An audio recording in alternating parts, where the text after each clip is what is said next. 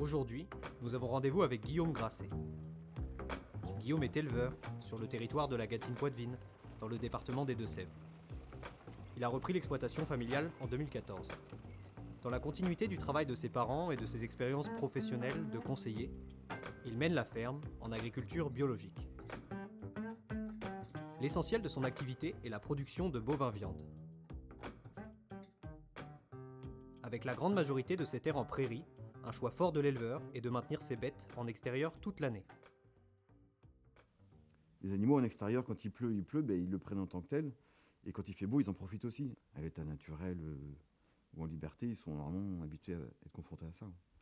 Le premier aliment de l'animal, c'est l'air. On sait ce que ça fait le confinement sur les humains. Donc les animaux, à mon avis, c'est pas mieux. Donc voilà, ils respirent et ils sont en pleine santé psychologique en extérieur. Puis en plus, quand on a des bâtiments, les animaux sont bien plus souvent malades. Et puis ils se tapent dessus. Quand il y a de l'espace, chacun prend sa place et puis ça se passe bien. En extérieur, l'avantage qu'on a, c'est qu'il n'y a pas ça. Il n'y a pas cet entassement et du coup cette concentration de microbes qui peut provoquer des maladies. Et à contrario, ceux qui travaillent avec beaucoup de bâtiments, dans ce système-là, en fait, on consomme beaucoup d'énergie parce qu'il faut récolter le foin ou les céréales et tout ça avec des machines. Après, avec une machine, il faut le redistribuer dans le bâtiment. Et puis, il faut mettre de la paille dans le bâtiment pour qu'elle puisse se coucher à peu près au sec.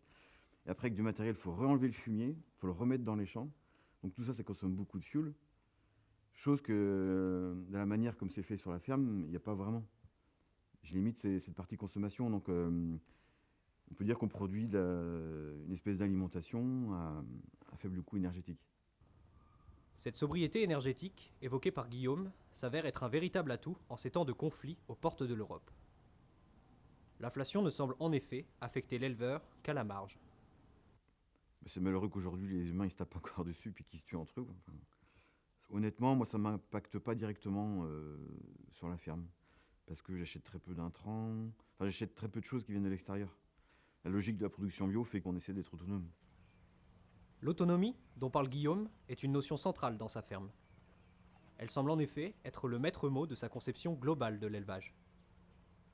La façon dont je vois les choses, moi ce que je fais c'est que je responsabilise mes animaux. Ils savent faire de la viande, ils savent faire des petits veaux, ils savent manger l'herbe, ils savent ruminer, ils savent s'entraider.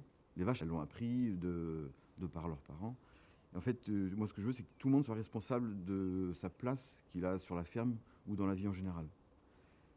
C'est comme chez les humains, quand on les responsabilise, eh bien ils prennent la place qu'on leur donne, enfin ils prennent de l'ampleur, ils grandissent, c'est ça en fait. Et quand les vaches, tu leur laisses faire tout ce qu'elles savent faire, et bien du coup, elles s'expriment pleinement, entièrement.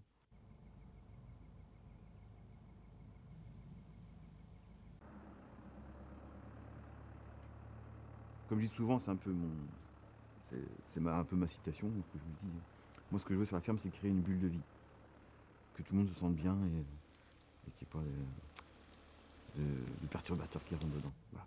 Parfois, je vois un écureuil qui traverse devant moi. Je dis, ah ben chouette, c'est pas le fait d'avoir un écureuil, mais je dis, tiens, il y a des petites bêtes qui sèment des graines un peu partout, et ça va repousser, ça va recommencer des glands ou je ne sais quoi. Enfin, du coup, la végétation elle va repartir. Enfin, ce sont les animaux qui participent eux aussi au développement du bocage de la ferme. Donc je trouve ça bien que chacun prenne sa place, quoi. Enfin,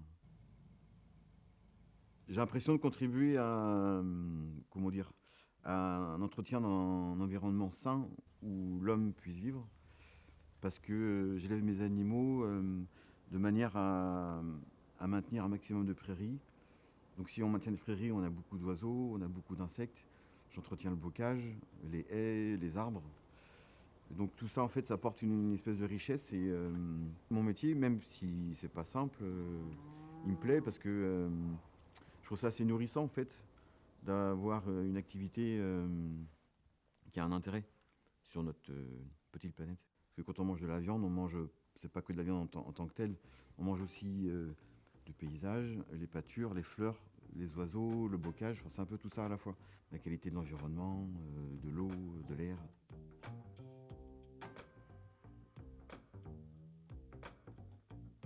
Le témoignage de Guillaume permet de rappeler à quel point le métier d'agriculteur est avant tout fondé sur un principe clé, celui de composer avec son milieu.